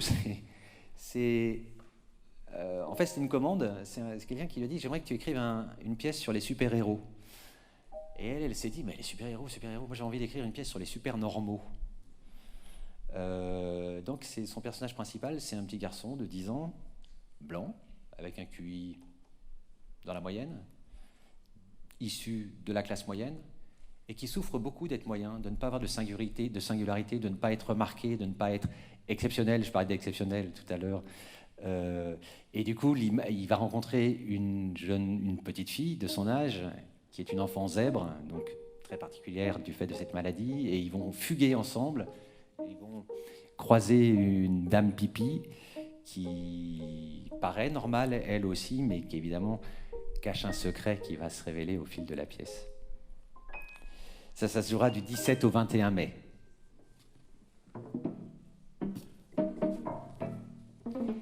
Et on arrive au dernier spectacle de la saison.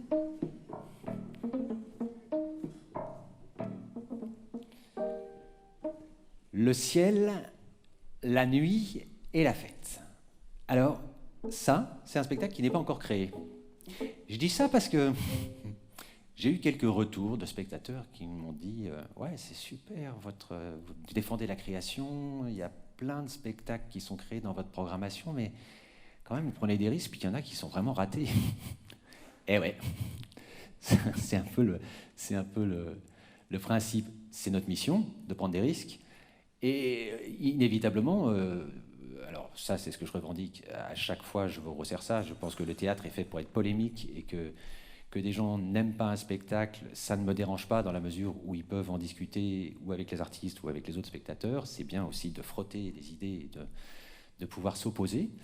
Mais donc, pour en revenir à ce spectacle, c'est un spectacle qui va être créé au Festival d'Avignon cette année, donc qui va être créé, celui-là, qui est mis en scène par un collectif qui s'appelle le Nouveau Théâtre Populaire, NTP. Donc ça joue évidemment avec le théâtre populaire, Jean Vilar, théâtre de Tréteau.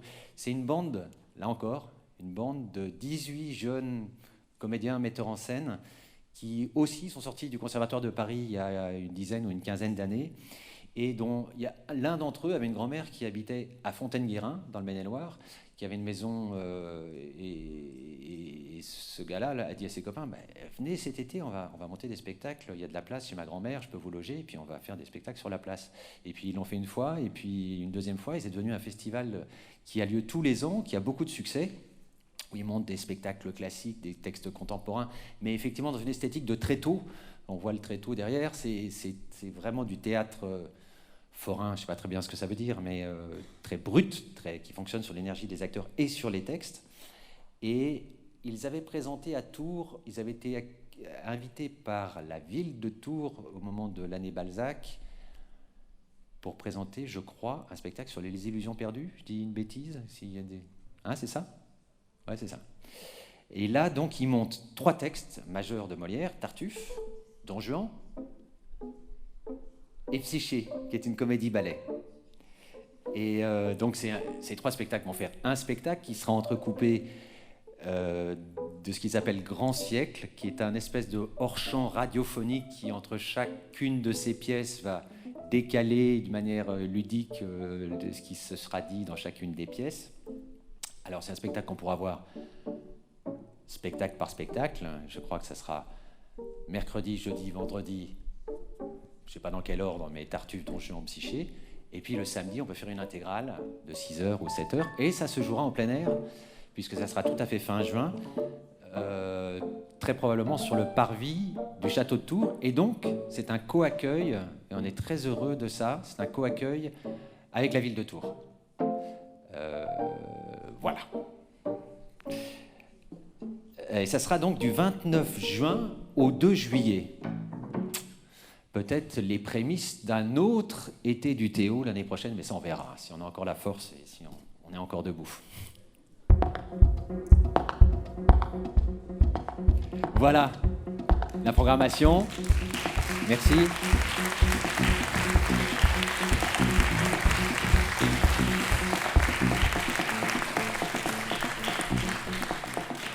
c'est pas encore tout à fait fini. Je voudrais, là, maintenant, vous présenter... Alors, je vous ai présenté Eddy, Camille, Emma. Mais je voudrais vous présenter 2 artistes tourangeaux, des artistes complices depuis de longues années, et à qui on a passé commande, pour être plus précis et tout à fait honnête. En fait, c'est eux qui m'ont proposé des projets que j'ai trouvés extrêmement intéressants par rapport au contexte actuel, mais pas seulement. Et donc, je leur ai dit, OK, on vous passe commande de ces œuvres. Alors, ces 2 artistes, ce sont Marie Pétry, que vous connaissez, qui est la photographe du Théâtre Olympia depuis des années, donc qui couvre tous les événements, qui est là ce soir, évidemment, qui faisait des photos dans le hall quand vous êtes arrivés, et qui m'a proposé de faire une série de vidéogrammes. Elle va vous expliquer ce que c'est après. Qui sont en fait 10 épisodes. Elle a fait une première série de 10 épisodes pendant le premier confinement qui s'appelait L'attachement. Puis là, elle est en train de faire une deuxième série de 10 épisodes qui s'appelle En aparté. Et le deuxième artiste complice, c'est Marc Blanchette, dont je vous redirai un mot tout à l'heure et qui viendra aussi vous expliquer quel est son projet sur la saison prochaine. Et pour présenter Marie, on va commencer par vous montrer un épisode en aparté et vous allez comprendre pourquoi on vous montre cet épisode.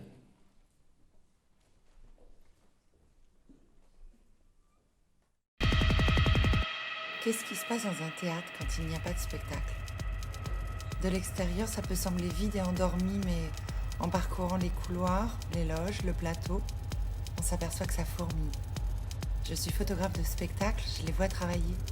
Je vous raconte?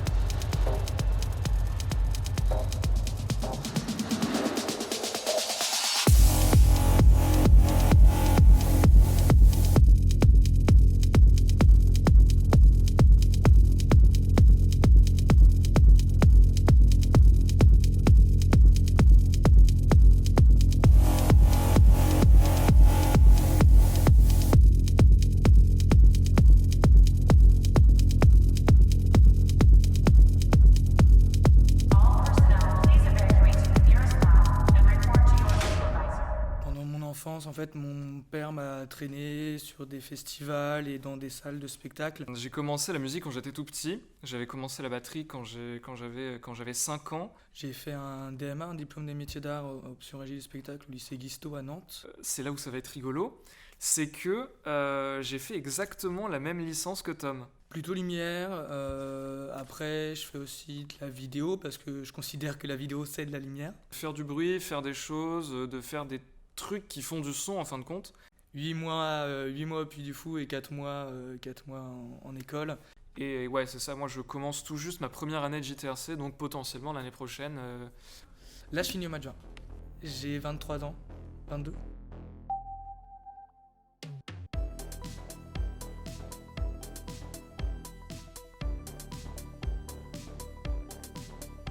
Pendant le JTRC, les comédiens font des cartes blanches, donc en fait j'ai pu intégralement faire la création lumière de jusqu'ici 3 spectacles. Et sinon il y a sûrement une Monument hystérique où j'ai été amené à faire un petit peu de création lumière, énormément de recherche dramaturgique.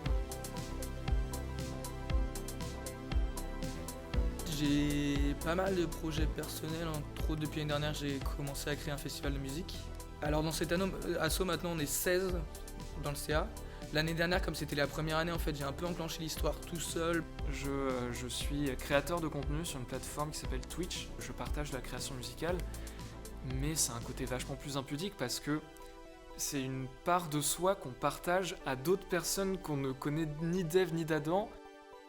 C'est pas il a fallu que ça se passe bien, ça s'est bien passé directement dès le début. Ouais.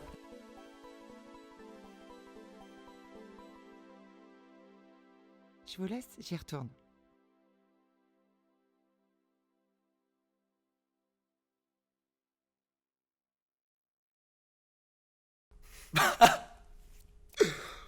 Même jour, même heure, même place, c'est ça? Ouais, c'est...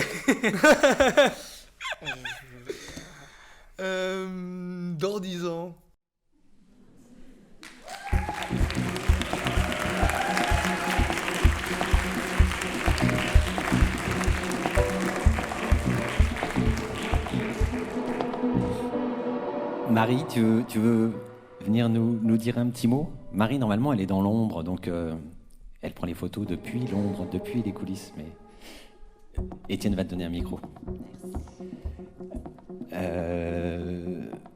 Bonsoir. En fait, moi, j'ai commencé à travailler ici en 2003. Je suis arrivée avec la livraison du bâtiment, en fait. Et je travaillais à la billetterie. Je travaillais à la billetterie et ça m'a permis de traîner un peu dans la salle, de voir un peu ce qui se passait, d'assister à des répétitions. Et j'ai commencé à faire des photos. Et de plus en plus, ça m'a beaucoup intéressée de découvrir à la fois le théâtre, mais découvrir aussi comment on fabriquait une pièce de théâtre, en fait. La toute première, c'était Victor ou les enfants au pouvoir, mis en scène par Gilles Bouillon. Et donc, j'ai pris beaucoup de photos. Et puis, du coup, je suis devenue photographe de spectacle. J'ai découvert beaucoup de choses ici. Et je me suis beaucoup attachée à l'endroit, en fait. Et évidemment aux gens qui y travaillent. Donc, au moment du premier confinement, quand j'ai rangé mes affaires, comme tout le monde, j'ai trié mes fichiers. En fait, je me suis dit, je vais raconter ça. J'ai des photos depuis 18 ans de ce théâtre. Je vais la raconter. Donc, j'ai fait un vidéogramme, c'est-à-dire un montage vidéo, vous l'avez vu, montage vidéo monté sur de la musique, qui s'appelle L'attachement, en 10 épisodes, qui raconte mon arrivée au théâtre, qui raconte mes débuts de photographe, qui raconte l'équipe, qui raconte les techniciens, qui raconte les créations de Jacques Vincé. Voilà, le Festival Ouette. Et au deuxième confinement, j'ai gardé le même format, donc vidéogramme, et j'ai voulu raconter en fait tout ce qui se passe dans ce théâtre qu'on ne voit pas de la rue. Quand il n'y a pas de spectacle, on a l'impression qu'il ne se passe pas grand-chose, alors qu'en fait, ça n'arrête pas. Donc, j'ai commencé à faire des interviews. J'ai décidé de le faire par le biais de portraits qui racontent le parcours de chacun, les comédiens de l'ensemble artistique du Centre dramatique et les techniciens que vous venez de voir. Voilà, donc ce sera une série aussi de 10 épisodes. Il y en a 6 qui sont faits. Il en reste 4 pour la rentrée avec les nouveaux JTRC et la grammaire des mammifères. Voilà. Ouais, merci Marie.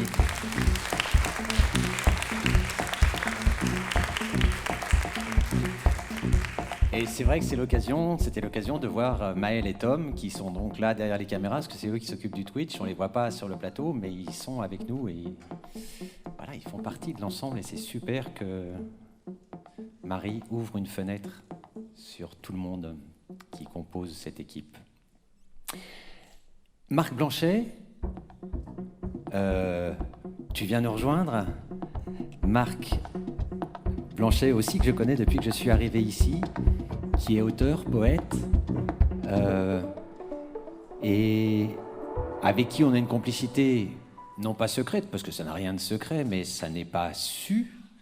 Marc, entre autres choses, écrit les programmes que vous avez dans vos mains. C'est lui qui écrit tous les textes. Chaque année, on lui donne tous les dossiers de la programmation, et puis il travaille pour essayer de vous donner envie de voir les spectacles. Et par ailleurs, là, il a un projet dont je te laisse parler, Marc, parce que tu en parleras mieux que moi, qui s'appelle Horizon 111.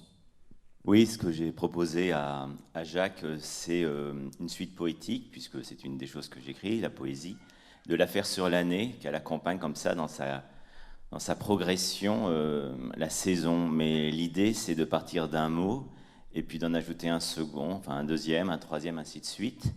Mais au jour le jour, quasiment, parce qu'on a fait le calcul. Alors, le mot, vous pouvez en douter, ça sera horizon. 111, ça sera le nombre de mots. Mais simplement, à chaque fois, l'idée, c'est de pas de l'ajouter comme ça, les suites les uns des autres. C'est à chaque fois d'essayer de repenser le poème, comment il se compose, comment il se défait, comment il a des partis pris, comment, en fait, sans cesse, ce sont des métamorphoses, mais avec ce propos d'horizon. Cet horizon qui est un horizon qui peut être personnel ou un horizon commun. Et puis, on va arriver à une crête, qui est celle de 111 poèmes, et puis on était un peu sur ce projet, et puis j'ai dit à Jacques, j'ai dit, mais en fait non, ce qu'il faut, c'est repartir dans l'autre sens, c'est-à-dire de passer de 111 mots dans un poème, de 111e poèmes à 110, 109, etc. Donc ce qui en fera 221, il n'y a pas deux fois le même. Voilà, et en fait, c'est l'occasion aussi d'avoir une pensée du poème, de voir comment, en effet, comment on peut énoncer des choses, les reprendre autrement, les faire se dire, se contredire, les faire narrer quelque chose, les faire donner une priorité au son, mais sans être dans du tout un exercice à la Oulipo, mais voilà, d'avoir cette chose qui est le sens même du mot poésie, c'est-à-dire de fabriquer. Voilà, donc il y aura des poèmes peut-être un peu partout, on marchera dessus, je ne sais pas, mais on va essayer d'inventer quelque chose aussi, puisqu'il y aura une dimension orale à cette poésie, puisqu'elle puisse être dite, donc il y aura peut-être aussi une restitution de tout ça. Donc voilà, Horizon 111, c'est un horizon qu'on va dire tout de même pour l'instant, pour nous tous, commun durant cette saison. Ouais. Alors effectivement, alors les mots, ils vont être écrits, mais il faut qu'ils soient lus, peut-être qu'il faut qu'ils soient dits. On verra effectivement comment, avec l'ensemble artistique, on s'en empare. Ça sera au fil de la saison prochaine. On a des tas d'idées. Peut-être que ces poèmes vont vous être envoyés. Ça serait quoi? À quelle fréquence? 111 poèmes, 221 poèmes. Ça fait du travail à l'année, en fait. Presque tous les jours. Vous allez recevoir un poème, vous n'allez plus en pouvoir au bout d'un moment.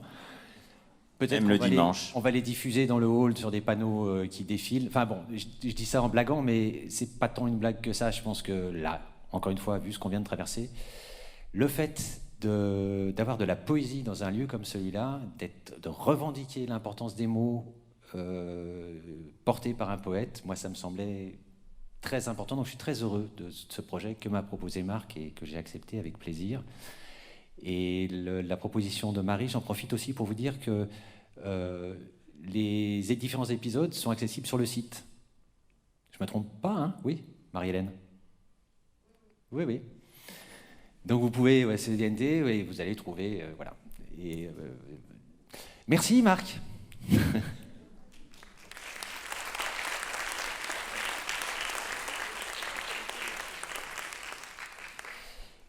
Et après la poésie, je crois qu'il est temps de passer au pragmatique et au pratique.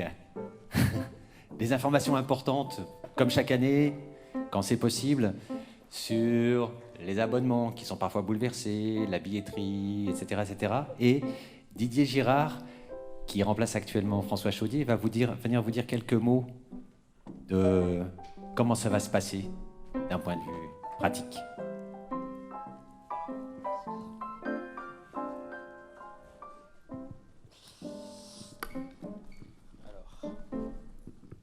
Comme je ne suis pas comédien, j'apprends pas mon texte, évidemment. Moi non plus, hein. Ouais, mais fiche. Donc voilà, quelques nouveautés. Une nouveauté majeure, c'est que nous allons changer de logiciel de billetterie. Je dis nous allons parce que l'été du Théo va rester encore sous le mode de l'ancien logiciel de billetterie. Ça ne démarrera qu'à partir de la rentrée. Alors qu'est-ce que ça va changer? Tout va changer, tout va se mettre sur une plateforme en ligne, sur billetterie cdn tour.fr. Pour vous, ça va avoir de nombreux avantages. Vous pourrez, après avoir créé votre espace personnel, vous inquiétez pas, la billetterie va être là pour vous aider à créer vos espaces personnels et puis à vous aider aussi dans la réservation. Je vois des petites têtes qui oscillent là, oh là là, encore des mots de passe, des identifiants. Ouais. Marie-Hélène Pi est toujours là et elle est maintenant assistée de Marie Dubois, donc il y a 2 personnes qui vont pouvoir vous aider si jamais vous avez du mal. Voilà. L'avantage, évidemment, ça a découlé de cette crise, c'est, enfin le gros avantage, c'est évidemment les manipulations de billets. Nous allons être dotés de douchettes, ce qu'on appelle des douchettes, pour pouvoir scanner soit vos billets sur smartphone, soit les billets qui seront, que vous aurez pu imprimer directement chez vous.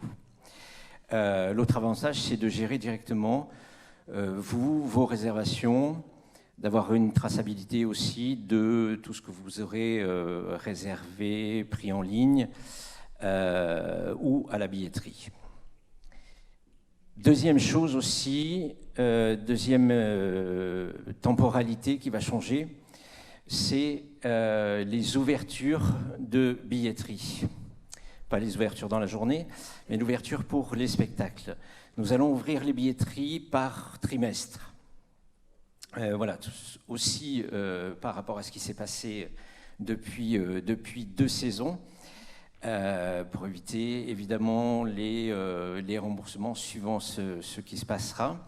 Donc ça vous sera rappelé, vous inquiétez pas, il y aura 3 dates d'ouverture de billetterie. La première, le lundi 6 septembre 2021 pour les spectacles d'octobre à décembre. La deuxième, le lundi 6 décembre pour les spectacles de janvier à mars. Et la troisième ouverture, le lundi 7 mars pour les spectacles d'avril à juin. Voilà, donc 3 temporalités dans les ouvertures de réservation pour les spectacles. Sur les formules d'abonnement, elles vont suivre cette temporalité aussi. Les abonnements pourront être pris trimestre par trimestre. Donc, pour les abonnements individuels, c'est 2 spectacles et plus. Donc là aussi, on a réduit le nombre de spectacles, évidemment, parce qu'on ne peut pas vous faire prendre 3-4 spectacles pour un trimestre. Donc, c'est 2 spectacles et plus par personne. Sachant qu'une fois que vous avez pris un abonnement, vous conservez votre tarif sur l'ensemble de la saison. Donc c'est 2 places minimum par personne à 36 €, soit 18 € la place. Sur les abonnements par groupe, c'est toujours 2 spectacles et plus par personne, 2 places minimum, pareil, avec 32 €, soit 16 € la place. Juste un petit rappel, pour constituer un groupe, il faut 15 personnes minimum. Et après,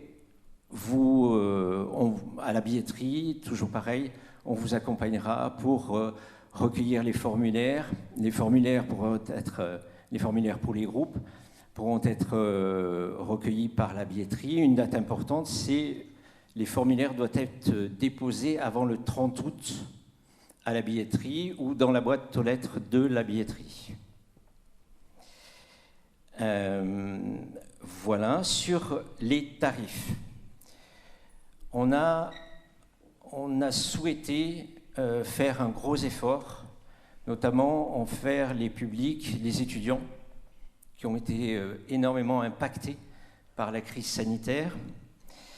Donc le passeport culturel d'étudiant et les moins de 12 ans passent de 8 € à 5 €. Sur les autres tarifs, les moins de 18 ans, demandeurs d'emploi, bénéficiaires des minima sociaux, les tarifs étaient de 10 €, ils passent à 8 €. Les abonnés des structures partenaires et les parents accompagnateurs sont à 18 € et le plein tarif à 25 €. Il faut savoir que le nouveau logiciel de billetterie, qui est de la société Supersonic, qui est une société de Tours, est partagé avec l'ensemble des structures culturelles de Tours, ce qui fait que ça nous permet de créer un réseau sur les billetteries où vous pourrez plus facilement avoir un seul espace personnel. 2 spectacles qui seront hors tarif, c'est Musique Fiction et le Ciel, la nuit, la fête, les Molières, le dernier spectacle, puisqu'il est en partenariat avec la ville de Tours et qu'il aura un tarif spécial pour permettre au plus grand nombre de le voir. Voilà, tous les spectacles seront dans la plaquette que vous recevrez fin août, toutes les informations. Et à partir de la rentrée, on espère repasser à 100% de la jauge qu'on a cet été et aux places numérotées. Merci.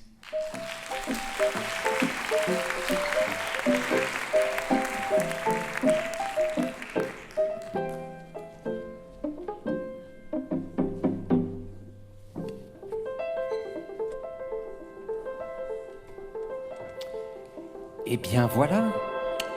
J'avais dit 1h30, c'est un tout petit peu plus. Mais on est arrivé au bout de la programmation 21-22.